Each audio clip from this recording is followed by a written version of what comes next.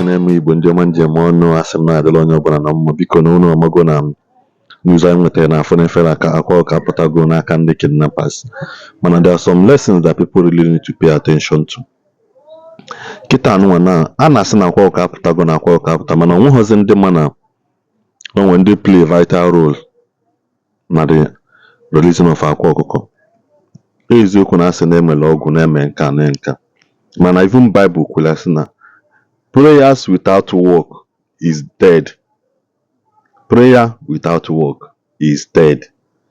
Eziokwu na agbachala afa mee ihe niile eme, we celebrate those that play their own part, but Nmiri Eweilo is somebody people when they egbeko ha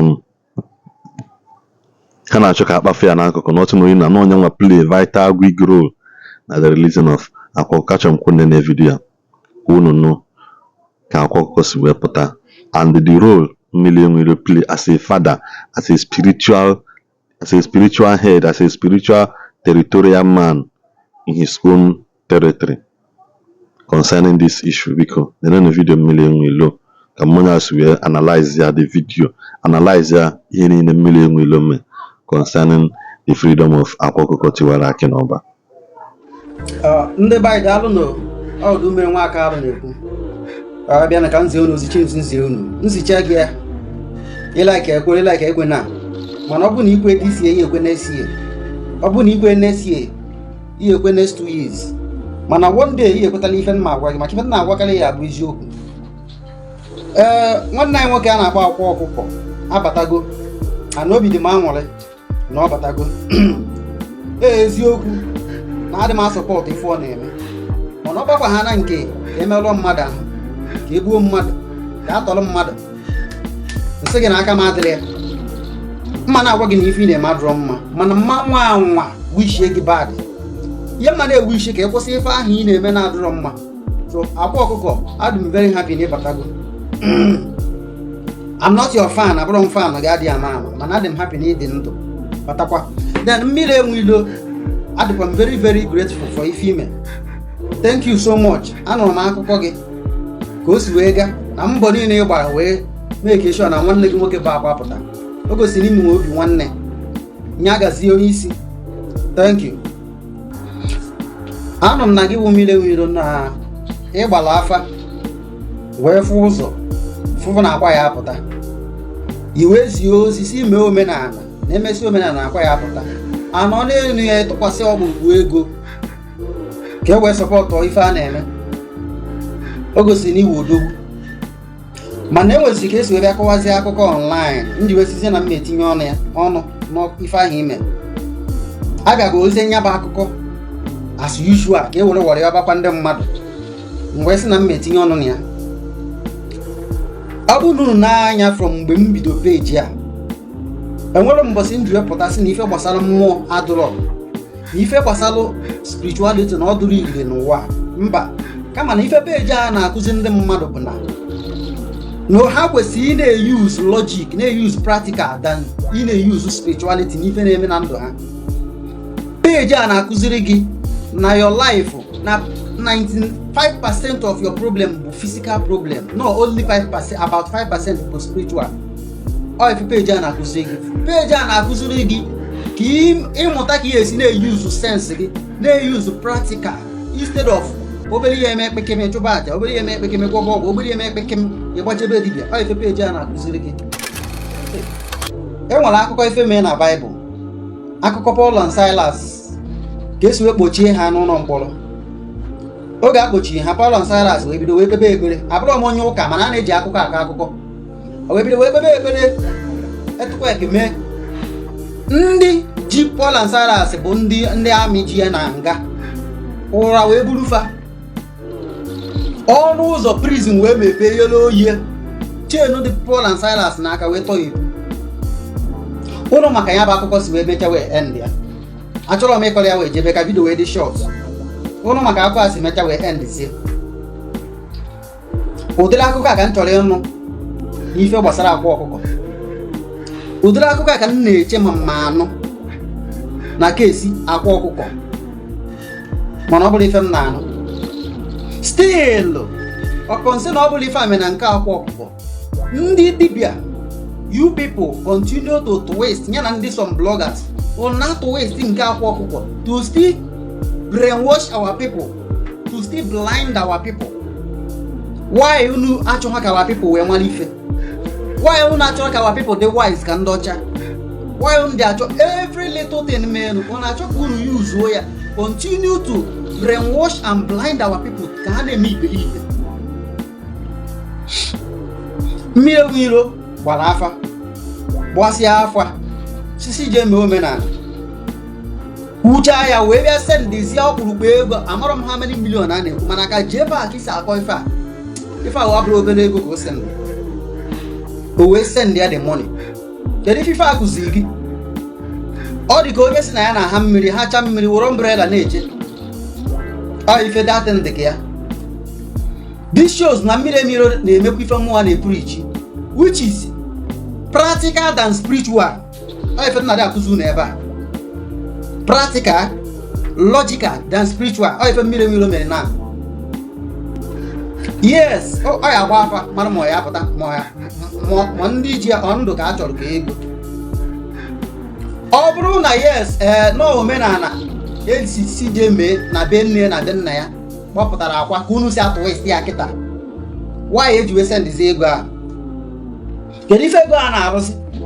I was expecting kunu pụtasị m na eje mesi omenala, na eje chụsị aja, na eje gbasị afa. Ebe akwa nọ n'ebe ndị kidnapper ji ya, ụra wee buru ndị kidnapper. Eriri ekere akwa n'aka wee tope. Akwa wee golu gbafuo si n'ime ọha ebe eji ya gbapụta.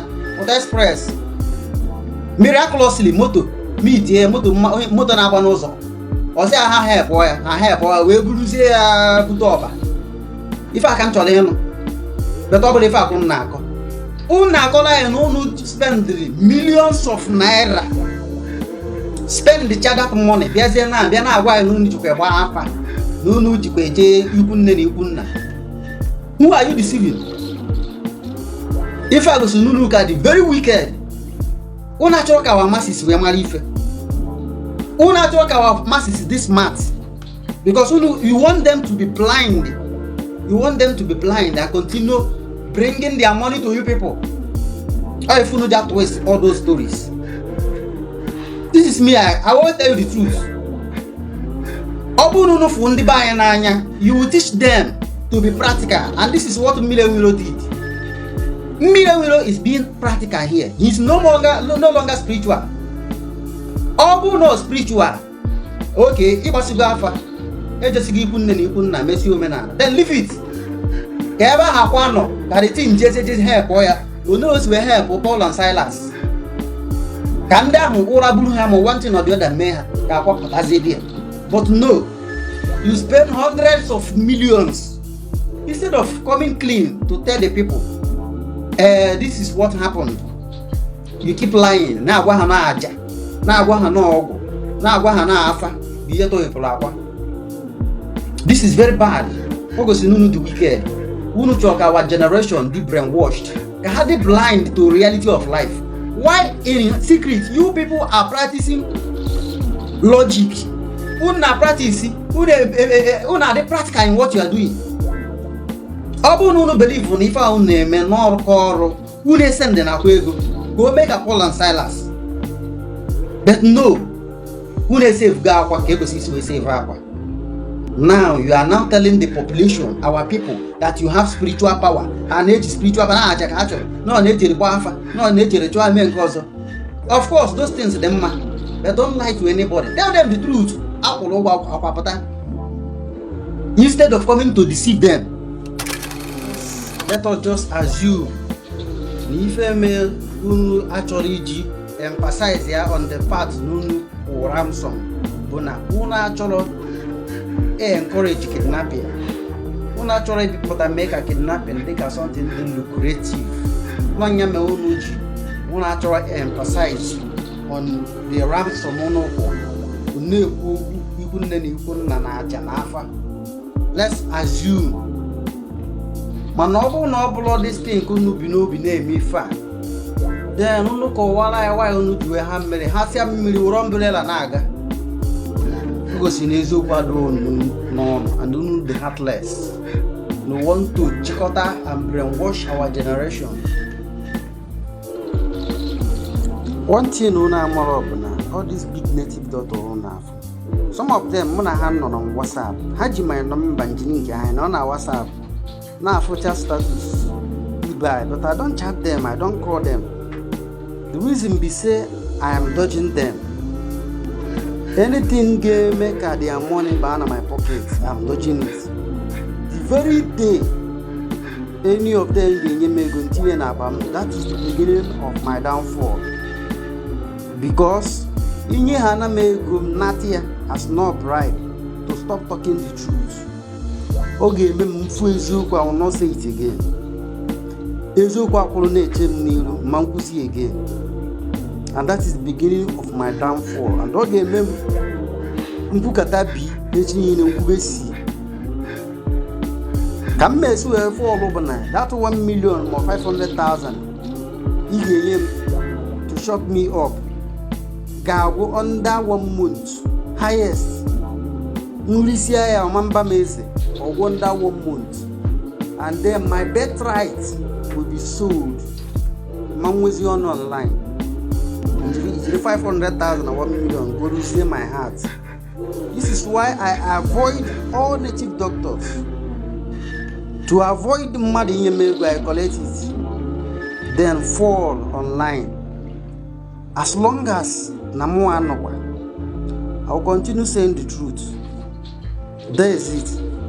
I have to say the truth. Thank you all. Two shows here. Two saya makobane two saya. If you the right thing, enjoy to saya. I am not to support the wrong thing. I am not to support no aja no. So mwana wagezu saya. Thank you. Ekenekwa m onye ọbụla na-asị na ya dịrị onye ọbụla na mma na ebe onye nọ na video anyị subscribe na this channel na agba notification gị na anyị kwugo na ya na-ewetali unu update ọnụ ọbụla o si wee bata, but no matter ihe ọbụla na-eme ka anyị were eziokwu na-achị onwe anyị maka na eziokwu bụ ndụ. The only thing you can lie to everybody, but you can never and will never lie to yourself. You got to go. So on this nature video, you like and subscribe, and have notification. You know what the notification bell when I see video. Drop your comment in the comment section. Like why this post go make naga viral for me. Can Nmiri Eweilo.